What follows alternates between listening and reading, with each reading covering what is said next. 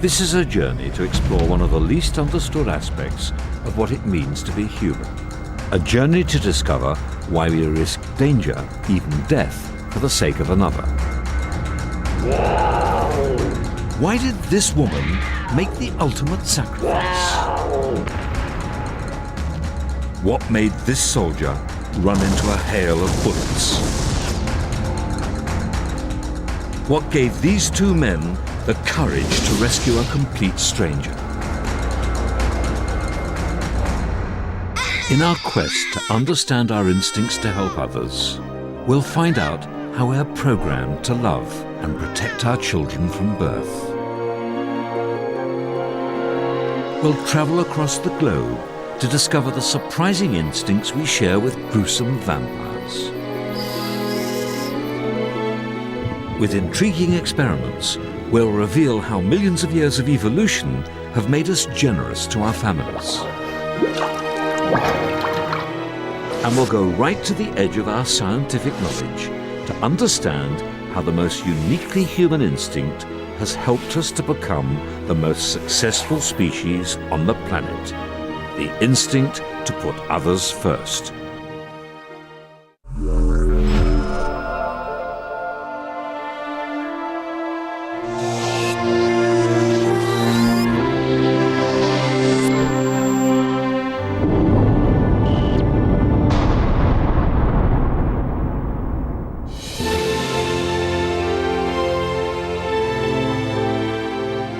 Our story begins here, in this beautiful part of southern France. The Gorge de la Nesque in Provence was once home to early humans. The relics these first inhabitants left have been gradually uncovered by scientists over the last 15 years. And it's in one of these rock shelters that archaeologists recently made a remarkable discovery. This tiny fossil is part of an early human jawbone. The teeth fell out when this adult was still alive. As a meat eater, this should have meant starvation. What makes this 200,000-year-old toothless jaw unique is this person must have been given soft or pre-chewed food for months on end, allowing new bone to grow over the tooth cavities. And that kindness saved this person's life. We humans alone have evolved this remarkable instinct to help others more vulnerable than ourselves.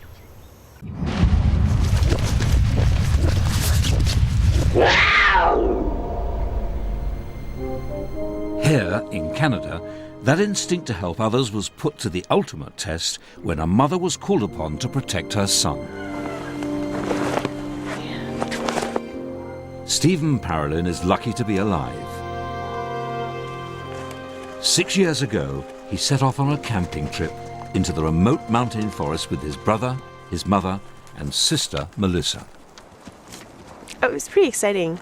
In the morning, I felt a bit nervous and like something bad was going to happen or something, but I kind of shoved it aside and I was feeling pretty happy when we got going.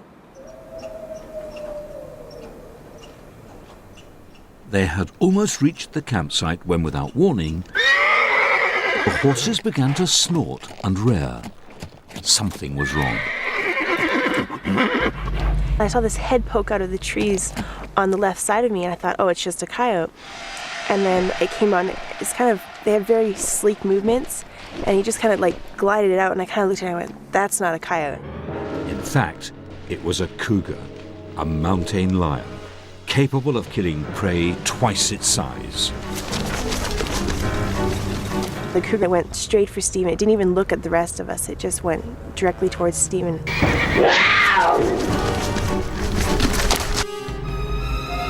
Sat its paws right on the saddle. Huge eyes just sitting there staring at me, and then...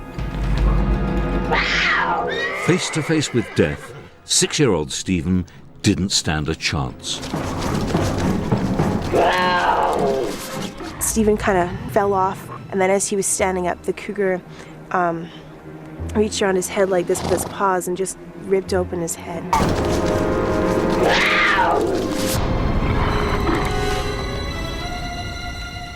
Seeing her son in terrible danger, his mother Cindy reacted without hesitation. With a primal scream, she launched herself at the cougar to fight for her son. It was just like instinct, you know. I guess she figured that she'd be okay, or she didn't really think about it. It was just a reaction to what was happening. Mum, Cindy, broke off a branch and with almost superhuman strength wrestled the cougar to the ground.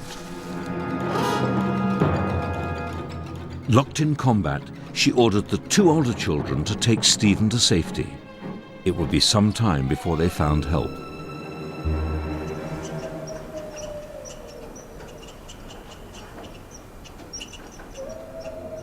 With Stephen safe, his brother returned to the forest to search for his mother with family friend Jim Mannion. I had to move over about 3 or 4 feet, took a couple steps to my right, and there was the cat. And the head of the cat was right over top of Cindy's head. When they found Cindy, she was barely alive. She'd been wrestling with the cougar for over 2 hours.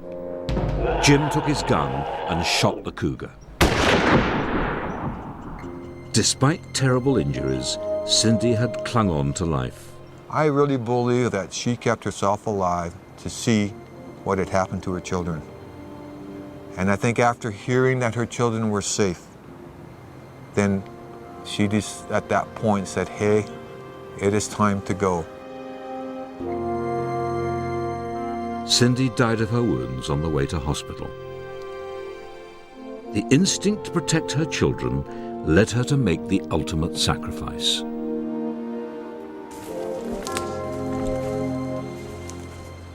The happy part is knowing that my mom was brave and that she was willing enough to do anything for us kids. The sad part is that I think that she's gone now, and I'm never going to see her again.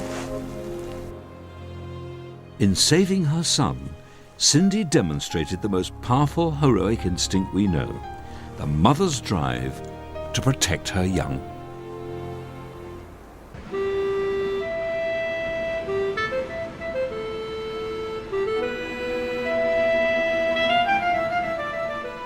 Human beings have evolved to feel deeply protective towards their children. It seems perfectly natural, but it might have been very different. Get ready to meet the worst mother in the world. She's more than half a ton of leatherback turtle, come here to this beach to give birth. She's very easily disturbed, so we're using a night vision camera to film her. A female leatherback like this will lay up to 120 eggs in a night. But Mum doesn't hang around to look after them. In fact, the only interest she'll take is in the laying of the eggs. She will never know any of her children at all.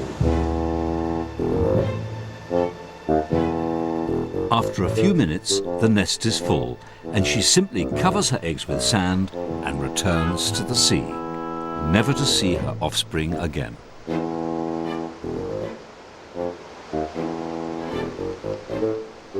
About 60 days later, the young hatchlings emerge from the nest and have to make their own way down to the sea. As a human, it seems a bit sad that these little hatchlings are left alone to fend for themselves in a dangerous world. And it's very dangerous indeed. Turtles have evolved what seems to us humans a callous approach to the survival of their young. They put their energies into creating hundreds of offspring in the hope a few will get through, but without any help. But we humans have developed a different strategy. We usually have just one child at a time, making each one of our children uniquely precious, which is why we invest so much in our children and are prepared to go to such unparalleled lengths to protect them.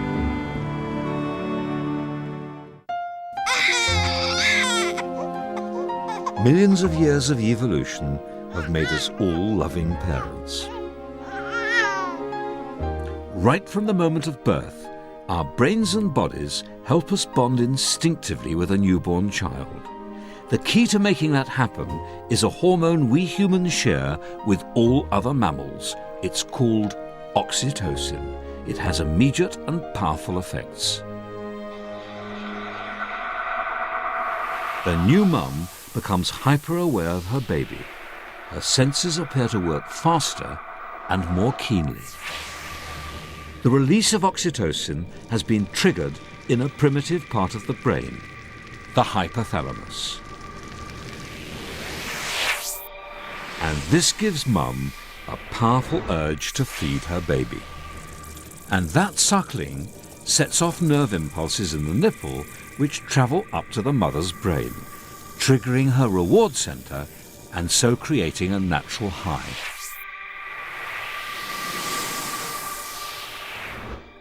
Mum soon learns to recognize the unique smell of her baby, and each time she smells the baby, more oxytocin is released. Bonding and nurturing behaviors in men seem to be stimulated by a chemical that's very similar to oxytocin, vasopressin. It's released from the same primitive area of the brain. And new fathers also have a nose for their newborn baby. The scent induces a feeling of calm and can make men less aggressive. It's a powerful effect, the result of millions of years of evolution.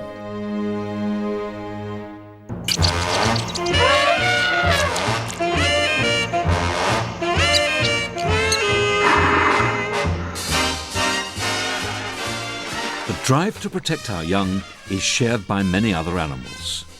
Like us, they've inherited strong parenting instincts from generations of successful mums and dads. Biologically, it makes sense to look after your offspring. On average, each one shares half your genes. That means if you successfully raise 2 young, it's rather like passing on 100% of your own genetic material into the next generation.